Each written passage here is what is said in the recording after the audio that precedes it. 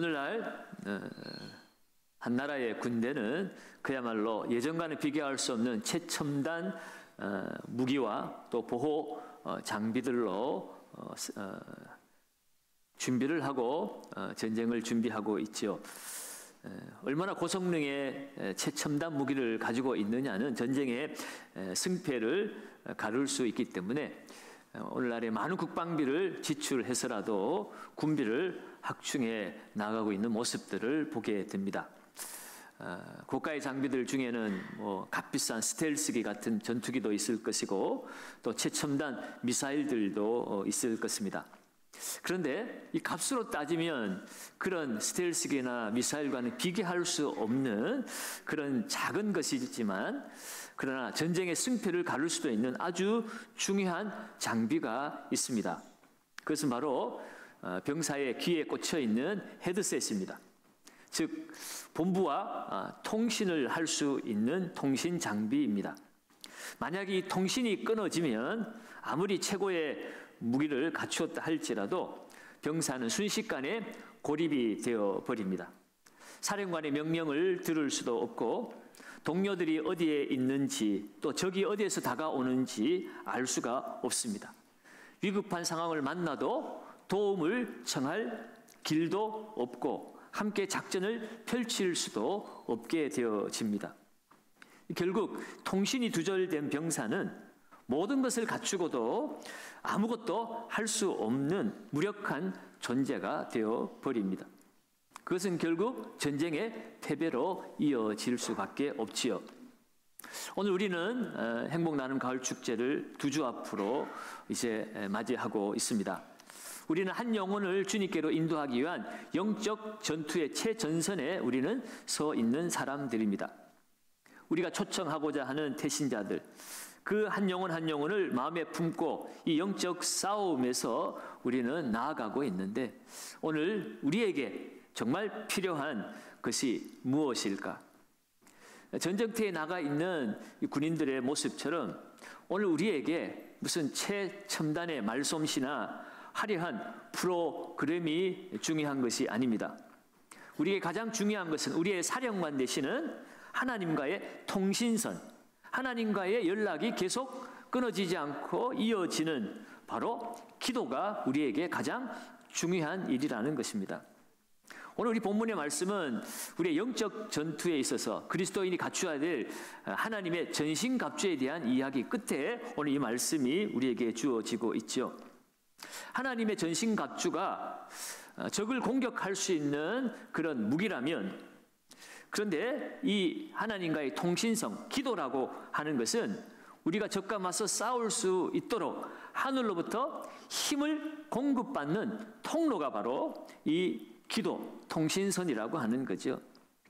오늘 말씀을 통해서 이 전도 축제를 앞두고 우리가 어떻게 기도로 준비해야 할지, 영적 원리를 발견하고 또 한 영혼을 향한 뜨거운 기도의 불을 지피는 오늘 이 밤이 되시기를 주의 이름으로 축원합니다. 첫 번째로 우리가 깨닫게 되는 것은 기도는 영혼을 품는 영적 호흡이다라고 하는 겁니다. 오늘 보면 18절은 이렇게 시작하지요. 모든 기도와 간구를 하되 항상 성령 안에서 기도하고 이를 위하여 깨어 구하기를 항상 힘쓰며 여러 성도를 위하여 구하라. 오늘 이 한 절 말씀은 전도 축제를 준비하는 우리의 첫 번째 중요한 자세가 되고 있습니다. 우리가 어떻게 무엇을 준비해야 될지 명확하게 보여주고 있습니다. 그 한 영혼을 가슴에 품고 쉬지 않고 기도해야 한다는 겁니다. 특별히 모든 기도와 간구를 하되라고 그랬습니다. 이 기도라고 하는 헬라어 프로슈케는 하나님을 향한 예배와 경배를 포함한 포괄적인 기도를 의미하는 것이고, 간구라고 하는 것은 데시스라는 헬라어인데 우리의 필요를 아뢰는 구체적인 요청을 이 간구라는 단어가 의미하고 있는 것입니다. 그러니까 우리가 하나님 앞에 나아가는 기도는 하나님을 높이는 찬양의 기도에서부터 내 삶의 작은 필요까지 구체적으로 아뢰는 기도까지 모든 형태로 하나님 앞에 나아가라라는 말입니다. 특별히 우리가 마음에 품고 있는 이 태신자들을 위해서 오늘 기도와 간구, 특별히 이 프로시케와 데시스라고 하는 이 모든 기도가 함께 드려져야 할 것입니다. 우리가 품고 있는 그 영혼을 하나님께서 사랑하시고 구원해 주실 것에 대한 하나님에 대한 찬양의 기도가 있어야 될 것입니다. 그를 구원하여 하나님의 나라를 이루어 가실 그 하나님의 놀라운 계획을 찬양하는 기도입니다. 동시에 또한 그들을 위한 간구도 필요하지요. 그들의 삶의 구체적인 문제들도 우리가 함께 간구해야 합니다. 그들의 닫힌 마음이 열리도록 기도해야 할 것이고, 그들 가운데 복음의 문을 열지 못하게 가로막는 장애물들이 제거되도록 기도해야 할 것이고, 그들의 가정에서, 직장에서 어려움을 겪고 있는 모든 문제 가운데도 하나님의 은혜가 임하도록 우리는 그들의 삶의 구체적인 작은 일까지도 함께 기도해 주어야 하는 것이에요. 더욱 중요한 것은 항상 성령 안에서 기도하라고 말씀하고 있습니다. 오늘 우리가 하는 이 기도가 단순히 나의 감정에서 끝나지 말고 성령의 인도하심을 따라 기도하라는 것입니다. 전도는 인간의 설득이나 노력으로 이루어지는 것이 아니기 때문입니다. 오직 성령께서 그 사람의 마음을 만지셔야만이 전도가 가능해집니다. 그러므로 오늘 우리는 그 사람의 마음속에 어떤 문제가 있는지, 무엇이 그 사람의 마음을 힘들게 하고 있는지 우리는 다 알 수가 없습니다. 그렇기 때문에 우리는 성령님께 친히 기도해 주시도록 간구해야 되는 것이에요. 성령은 우리 마음에 있는 모든 것을 다 감찰하시고 아시는 하나님이시기 때문에 그렇습니다. 로마서 8장 26절에도 말하기를 성령도 우리의 연약함을 도우시나니 우리는 마땅히 기도할 바를 알지 못하나 오직 성령이 말할 수 없는 탄식으로 우리를 위하여 친히 간구하시느니라 라고 말합니다. 우리가 무엇을 어떻게 기도해야 될지 모르는 그 순간에도 성령은 우리의 마음속을 아시기 때문에 친히 우리를 위하여 탄식하며 간구해 주신다는 것이에요. 그럼 여러분, 우리 자신을 위해서 기도할 뿐만 아니라 우리의 품고 있는 태신자들을 위해서 기도할 때 하나님, 성령님, 저 사람이 어떤 문제 가운데 있는지 우리는 다 알 수 없습니다. 그러니 성령께서 그들의 마음을 만져주시고 그들의 마음이 복음의 씨앗이 들어가 열매 맺을 수 있도록 그 마음밭을 친히 기경해 주시옵소서라고 우리는 계속 기도해야 합니다. 성령을 의지하고 성령을 따라 기도할 때에 성령께서 그들의 마음을 만지시고 그들의 마음을 움직이는 능력이 되어 주실 것입니다. 특별히 또한 바울은 깨어 구하기를 항상 힘쓰라라고 말합니다. 깨어 있다. 여러분, 이것은 파수꾼이 잠을 자지 않고 경계하는 모습입니다.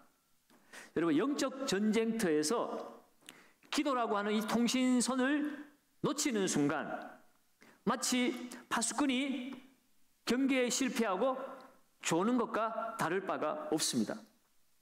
사단은 우리가 깨어 기도할 때, 경계하고 있을 때 그 틈을 찾지 못해서 감히 공격해 들어올 수 없습니다. 그러나 영적 파수꾼이 잠을 자고 있으면 그 틈을 노리고 대적마귀가 공격해 들어오는 것이죠.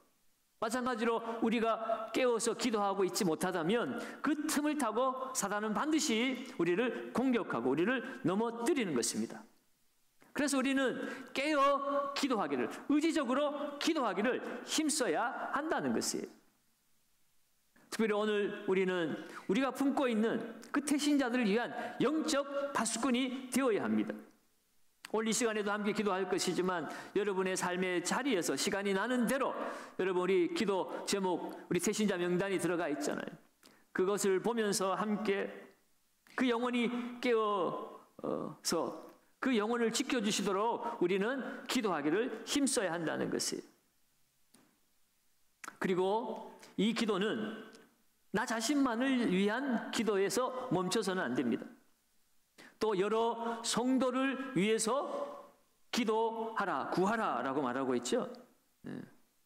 함께 싸우는 동역자들을 위해서 우리가 중보하면서 같이 기도해야 한다는 것이에요.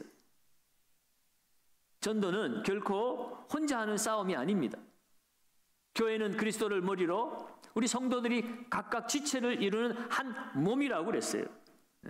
손이 발을 돕고 눈이 귀를 보호하고 우리의 모든 지체들이 하나하나가 다 기능을 발휘할 때 온몸이 제대로 성장해 가는 것처럼 서로를 위해서 우리가 함께 기도해야 합니다. 특별히 이 전도는 영적 싸움이기 때문에 전도하려고 할 때 영적 공격을 많이 받을 수밖에 없습니다.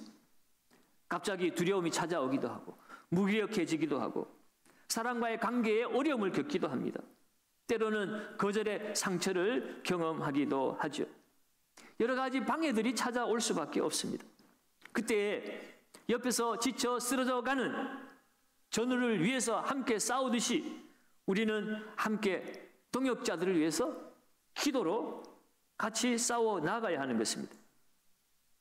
누군가는 초청할 사람을 위해서 기도하고 누군가는 말씀을 전할 목회자를 위해서 기도하고 누군가는 그날의 섬김과 한영을 위해서 기도하고 내가 작정한 영혼들만 기도하는 것이 아니라 우리 집사님이 작정하고 우리 전도회가 작정하고 우리 사랑방이 작정한 그 영혼들을 위해서 함께 기도해 나가야 하는 것입니다. 그렇게 교회 전체가 깨어서 서로 위하여 기도하며 나아갈 때 하나님의 놀라운 구원의 역사가 이루어지는 것입니다. 두 번째로 오늘 말씀을 통해 우리가 깨닫게 되는 것은 기도라고 하는 것은 복음의 문을 여는 담대한 초청이라는 것이에요. 기도로 영혼을 품었다면 우리는 다음 단계로 나가야 합니다. 오늘 19절에서 바울은 구체적인 기도 제목을 요청하고 있어요. 19절에서 바울이 뭐라고 기도하는가? 우리 같이 한번 읽어봅니다. 19절입니다. 또 나를 위하여 구할 것은 내게 말씀을 주사 나로 입을 열어 복음의 비밀을 담대히 알리게 하옵소서 할 것이니. 아멘. 오늘 이 바울의 기도 제목은 태신자를 앞에 두고 우리가 어떻게 행해야 될지 주저하고 망설이고 갈팡질팡하는 우리에게 꼭 필요한 기도 제목이기도 합니다. 지금 바울은 나를 위해서 구할 것을 나를 위해서 기도해 줄 때 두 가지를 기도해 달라고 얘기합니다. 첫째는 내게 말씀을 주사, 둘째는 나로 입을 열어 복음의 비밀을 담대하게 알리게 해달라는 거죠. 여러분 지금 이 에베소서는 옥중서신이라고 그랬죠. 사도 바울이 지금 로마의 감옥에 감금되어서 고난받는 중에 밖에 있는 교회들에게 보낸 편지들입니다. 그 중에 하나가 에베소서예요. 지금 사도 바울이 날 위해서 기도해 달라고 하는데 우리 같으면 뭘 기도해 달라고 그러겠습니까? 다들 자기 안위를 위해서 기도를 요청하지 않습니까? 어쩌면 지금 사도 바울에게 가장 필요한 것은 이 감옥의 문이 열리고 내가 무죄를 확인받고 자유인이 되어서 이 감옥을 빨리 나가게 해달라고 하는 것이 가장 첫 번째 기도 제목일 것입니다. 그런데 오늘 사도 바울은 감옥 문이 열리게 해달라고 기도 요청을 하지 않습니다. 오히려 그는 내 입이 열리게 해달라는 기도를 하고 있어요. 닫힌 감옥 문보다 내 입이 닫혀서 복음을 전하지 못하는 이 사실이 더 지금 안타깝다는 거예요. 그래서 그는 내게 말씀을 주사라고 이야기하고 있습니다. 감옥으로 인하여 외부와 단절된 이 상태, 그로 말미암아 하나님의 말씀을 생생하게 전하지 못하는 이 순간이 너무나 안타깝기 때문에 하나님의 이 생생한 말씀이 나에게 주어져서 이 말씀이 담대하게 선포되어지게 해달라는 거죠. 그래서 그는 이 말씀을 가지고 입을 열어 복음의 비밀을 담대히 알리게 하옵소서라고 말합니다. 이 담대히라는 말은 이 헬라의 의미는 숨김이 없이 꺼리낌이 없이 용감하게 말하는 것을 말합니다. 바울은 지금 재판을 받기 위해서 감금되어 있는 상황입니다. 그는 끊임없이 로마의 관리들 앞에 나아가서 재판을 받습니다. 심지어는 황제 앞에까지 나아가야 합니다. 그때에 그는 위축되지 않고 두려움 없이 복음의 비밀을 담대히 선포할 수 있게 용기를 달라고 기도하고 있는 것이에요. 사랑하는 여러분, 오늘 우리가 전도할 때에 가장 큰 장애물이 무엇이겠습니까? 우리의 장애물은 어떤 환경이나 상대방이 거부할까봐 하는 그런 두려움이 아닙니다. 가장 큰 장애물은 환경이나 상대방의 반응이 아니라 내 자신입니다. 복음을 전하는 내 자신의 입이 닫혀 있을까 봐. 여러분, 그것이 우리에게 가장 큰 장애물이에요. 우리는 흔히도 그런 생각하죠. 내가 무슨 말을 해야 할지 모르겠다. 거절당하면 어떡해. 괜히 말했다가 관계만 어색해질 것 같아. 걱정이 된다. 바로 그런 것이 우리의 입을 굳게 닫아버리게 만듭니다. 그래서 오늘 사도 바울이 기도하는 것처럼 우리도 기도해야 합니다. 내게 말씀을 주시옵소서. 태신자에 다가가기 전에 먼저 내 안에 하나님의 말씀으로 충만해져야 된다는 것입니다. 예수 그리스도, 나를 구원해 주신, 나를 변화시켜 주신, 내가 그 하나님의 자녀 되어 살아가는 이 놀라운 감격이 내 안에 살아있도록 하나님의 말씀이, 그 능력의 말씀이, 소망의 말씀이 내 영혼을 가득 채워야만이 우리가 두려움이나 환경이나 사람이나 그것 때문에 우리가 주저하지 않을 수가 있다는 거예요.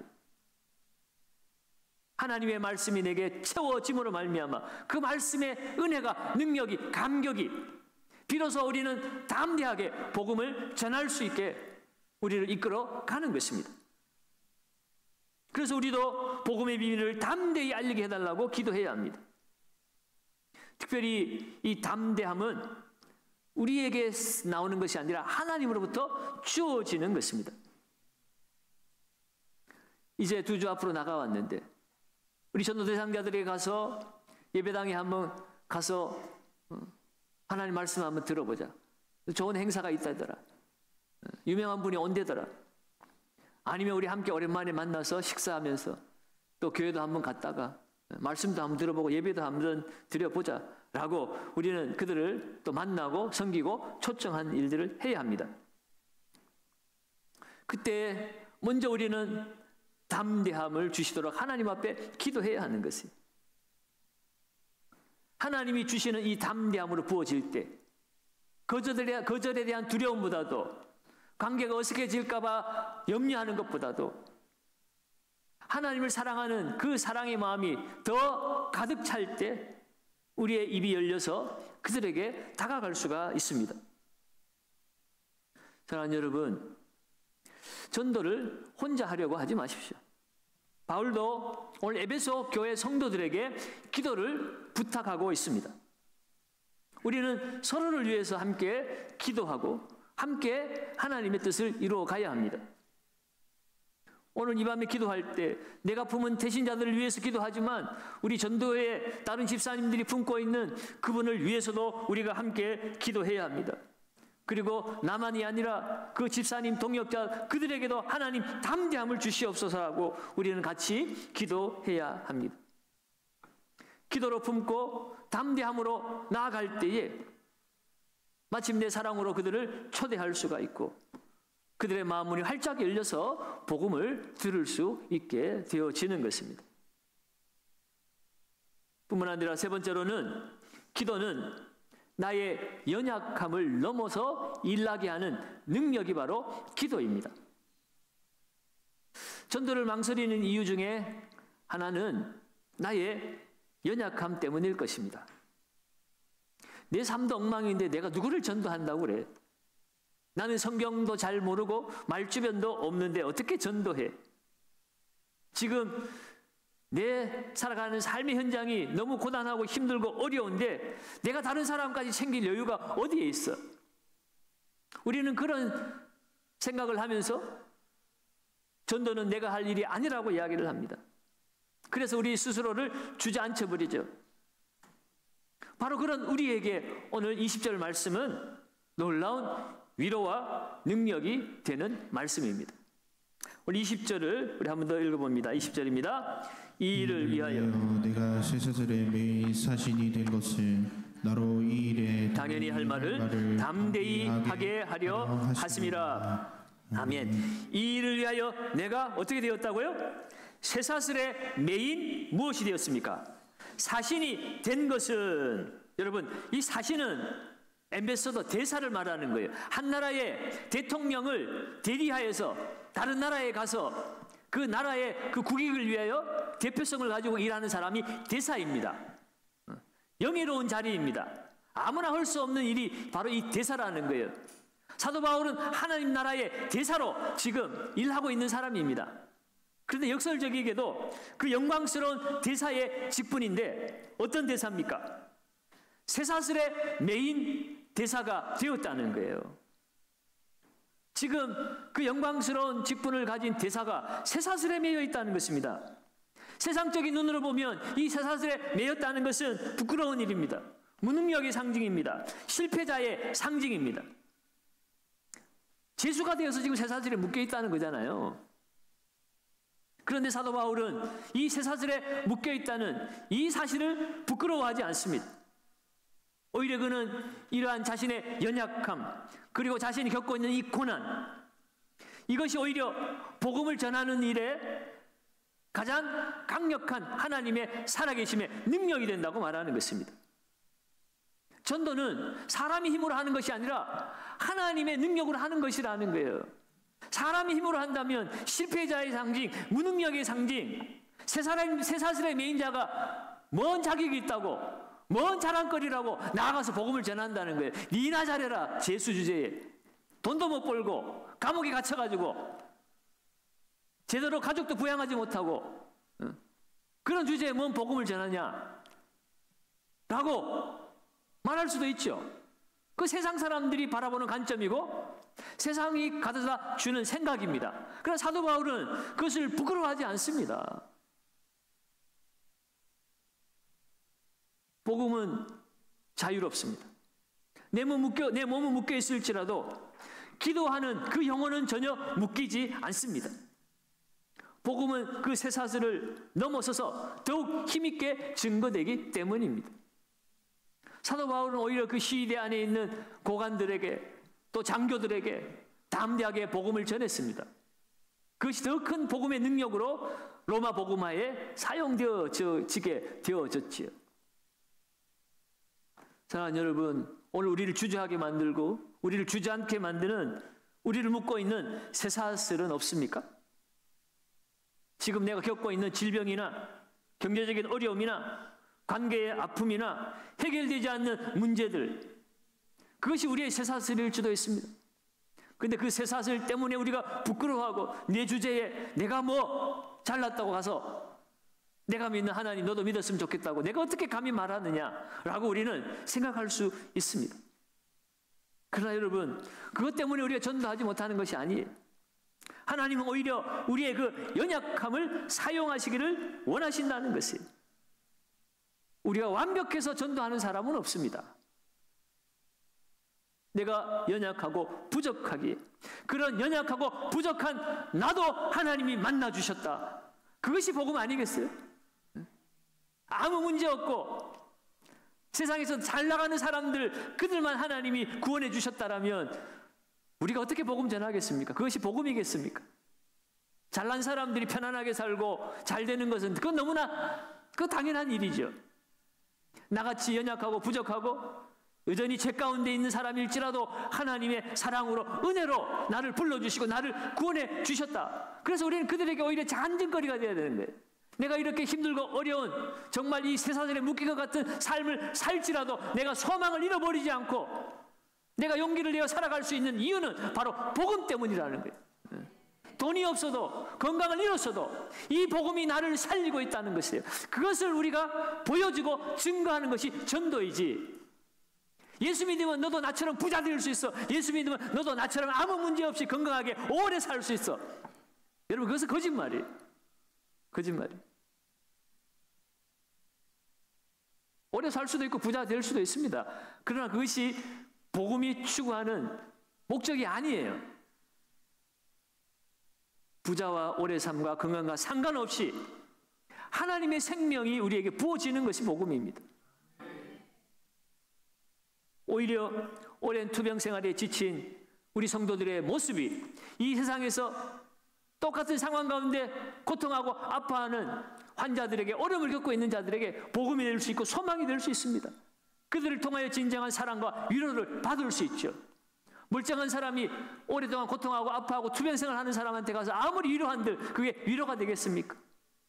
내가 겪은 그 고통과 아픔을 함께 나눌 때에 거기에 공감하고 위로를 받고 그래, 그렇다면 나도 네가 믿는 하나님 나도 만나고 나도 소망을 갖고 싶다. 그렇게 되어지는 것이 전도지요. 사업에 실패했고 좌절했던 우리의 경험이 지금 세상에서 사업에 실패하고 넘어지고 눈물 흘리고 있는 그 이웃에게 진정한 위로가 되고 능력이 되어지는 것입니다. 네가 일어선 것처럼 나도 다시 일어설 수 있겠지. 네가 힘을 내는 것처럼 나도 다시 한번 힘을 내볼 거야. 너를 이끌어 주신 그 하나님 나도 한번 찾아가 보자. 그렇게 전도가 되어지는 것입니다. 그러면 여러분, 더 이상 우리의 연약함 뒤에 숨어서는 안 됩니다. 오히려 우리의 쇠사슬을 하나님 앞으로 그대로 가지고 나아가야 합니다. 그리고 기도하십시오. 하나님, 저는 여전히 이렇게 부족하고 연약합니다. 제 모습을 그러할지라도 하나님의 통로로 사용하여 주시옵소서.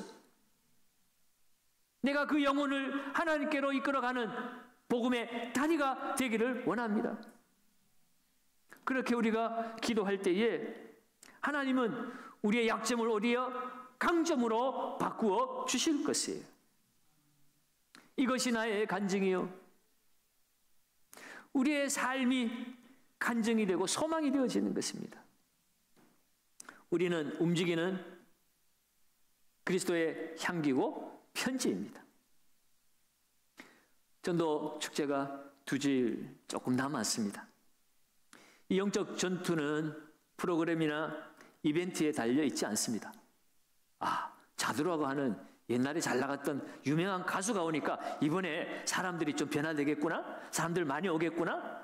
여러분, 이것은 착각입니다. 아무리 많은 사람이 왔다 간들 그냥 왔다 가면 아무 소용이 없는 거예요. 그들의 마음문이 열리고 그들에게 그 가수가 만났던 하나님이 그들의 마음을 두드리고 그들도 나도 그와 같은 변화가 이루어지기를 원하는 마음들이 생기게 해야 되는 것입니다. 복음이 한 귀로 듣고 한 귀로 흘러져 가는 것이 아니라 그들의 마음밭에 그대로 뿌리 내리고 싹이 나고 열매 맺는 자리로 나아갈 수 있도록 우리는 계속해서 쉬지 말고 기도해야 하는 것입니다. 한 영혼의 변화는 기도에 달려 있습니다.